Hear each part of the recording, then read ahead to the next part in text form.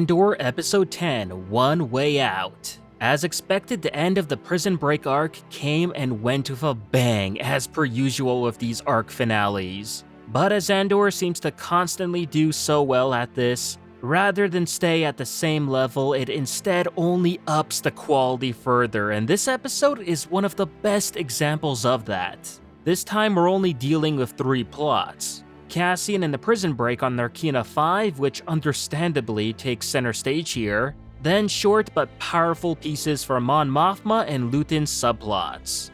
On Coruscant, Mon meets with the Chandrilan crime banker, Davil Skolden, and this meeting definitely takes an unexpected turn, both for us the viewers and for Mon as well. Now, I liked how there wasn't any pointless small talk here and Mon being very straight to the point. Which makes sense, since she really didn't want to have anything to do with Davil in the first place. She's doing this out of desperation, so she might as well try to get it over fast.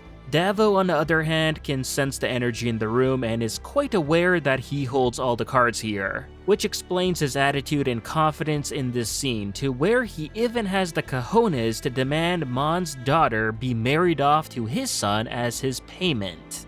Nonetheless, this triggers Mon, who in turn rejects his offer and asks him to leave, as she's willing to throw away the chance at the Rebel Alliance to protect her daughter. And it's then where right before Davil leaves, he tells her that's the first time he's heard her lie in that entire conversation, with him leaving and Mon just sitting there, spaced out and shivering. Now, that's a deep scene, as Mon is incredibly conflicted. Unlike Davil, Mon doesn't care for the Chandrilan customs, such as their arranged marriages, as she hates hers and obviously doesn't want to subject her own daughter to something like that. Especially even worse, being married off to a crime family, but at the same time, she knows it's either this or nothing at all.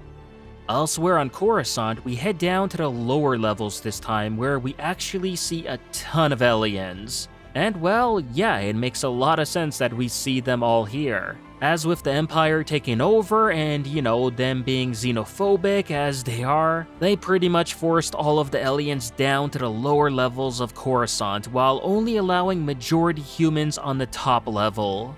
And it goes without saying that because of that, there is a low Imperial presence down there. So it's only natural that it would be here where Luthen meets up with his ISB contact that he's mentioned before. But as it turns out, they haven't actually spoken in person since a year ago. And despite this, Luthen still actively keeps tabs on him, even revealing that he knows about the guy's baby daughter, which understandably freaks him out a bit.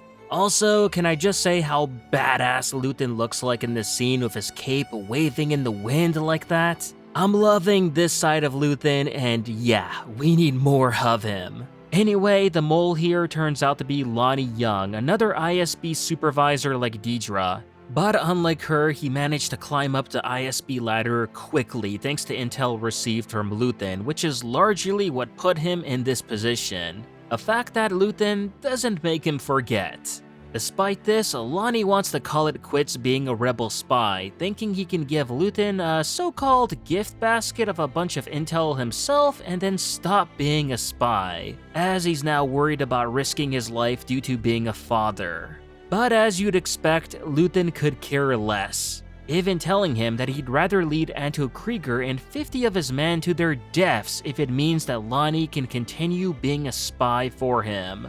Then the real highlight of this scene is when Lonnie asks Luthen what he sacrificed for the rebellion, and oh boy, it's here where Luthen goes into this epic monologue, saying how he sacrificed calm, kindness, kinship, and love. Having given up peace, he's now condemned to use the tools of his enemy to defeat them, even if he won't survive to see the results. So yes, his sacrifice is literally everything, and he makes that part very well known. To which at this point, Lonnie shuts up and accepts that his sacrifices are nothing compared to Luthen's. On Narkina 5, Cassian's plan to escape goes into motion when a new prisoner is introduced to replace Olaf. We then find out what exactly Cassian was trying to do in the prison bathroom, and it was to cut open a water pipe, which would in turn see the water running into the room and cause the metallic floors to short circuit, which of course would take away the one and only main threat that the Empire had over the prisoners. With this out of the way, their next step is to force their way into the control room, which as it turns out wasn't that much of a problem, as not only are the Imperial guards here not competent enough to deal with such a scenario where they aren't in control, but as well they're severely outnumbered and they can't do anything about it. They got no plan, they got no numbers, they're pretty much screwed here. Without fear, they're nothing and they know it. When Cassian and Kino do make their way to the control room, they scare the administrators into following their demands of cutting the power, with Kino then afterwards delivering an emotional speech as he urges all of the prisoners to escape, work together, and get out, repeating the words, "One way out, one way out." And just hearing this sent chills down my spine, as with the speaker effects, it almost sounds like as if Snoke himself was telling all of these prisoners to rebel against the Imperials. Then throw in the fantastic music, cinematography, and action shots of everyone fighting back, to the point where the surviving Imperials had to hide and cower in a closet made this entire sequence so good. However, right at the end, we're met with a sad twist, as it's revealed that Kino can't swim, meaning that unlike everyone else, he can't escape, and just wow. Talk about ending this arc by twisting our hearts and emotions so much like this. While admittedly at first Kino wasn't introduced as some kind of nice guy or anything like that, at least a character that I thought I would like, over time, we came around to really liking him, to the point where this gut-wrenching scene really makes us feel sorry for him. Which also makes me wonder, did Kino know that the only way they could really escape is through swimming and went along with it anyway? Not exactly thinking ahead on what he'd do at the end of it all. Or did he think that they'd maybe hijack some transports and get out that way? I mean, at least that's what I was assuming would happen. Either way, this was a tough scene to take, especially since Cassian never really gets to hear or know why Kino doesn't jump. I mean, Cassian probably assumes that Kino did jump afterwards and made it out as well. But as we know, that's not the case, and as for Kino's fate, I'm torn about it, as one half of me prefers that we never see or hear from him again, letting our imaginations take over on what happens to him, which in itself is pretty powerful, while on the other hand, I won't exactly be mad if these genius writers decide to do something awesome with him afterwards. As, let's be honest here, there's no doubt he's gonna be tortured and interrogated by the ISB afterwards to figure out on how the prison break happened.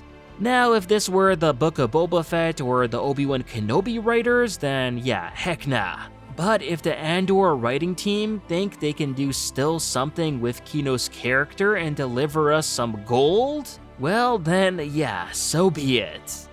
Now, before we end things off, there was also a sprinkle of a scene on Ferrix here concerning what I'm assuming is to be about Marva not taking her meds. And there's honestly not much to talk about here other than to show us that Cinta is still continuing to spy on Marva, hoping that Cassian will return back to her. But what really made this all interesting is to see Corv, who's one of Deidre's ISB attendants, be undercover and also be watching Marva as well. So I'm thinking now, if Cassian does decide to return to Ferrix now that, he's lost everything and is broke, then not only will he have to worry about Cinta, but as well Corv too. So yeah, things are gonna get very interesting in that respect. Overall, I think this episode was absolutely outstanding, and I had to watch it immediately again after I finished it the first time, which honestly is rare for me to do. While it is the shortest in terms of runtime in the entire Prison Break arc, it delivers with powerful writing, music, and some decent action too. I mean, just the quotes alone here are stupidly good, with my favorite being, "Power? Power doesn't panic." Oh yeah, so good, because we see exactly the Imperials panic once they lose power. Plus, of course, the deep Mon Mothma scene, a phenomenal and beautifully delivered monologue by Luthen, which I think, based on the feelings and ideas in that speech alone, were just incredible and make it the best in Star Wars history. And of course, a feel-good prison breakout with a bittersweet ending. It all comes together so nicely for such an enjoyable viewing experience. I mean, just when I thought the last episode was absurdly good, this show continues to one-up itself and give us fans the best writing in Star Wars since Empire Strikes Back. It's just that good, and it gives me goosebumps thinking how much better the season finale will be. And given that the next arc will be about Cassian and Melshi, probably on how they'll both be introduced into the Rebel Alliance, and while I know we won't see K2SO until season 2, I think a Cassian and Melshi buddy adventure arc will no doubt be the next best thing. And that was my take on this episode of Andor. Let me know what you all thought about the episode in the comments below. And if you haven't already, remember to like this video, subscribe to the channel, and I'll see you on the next one.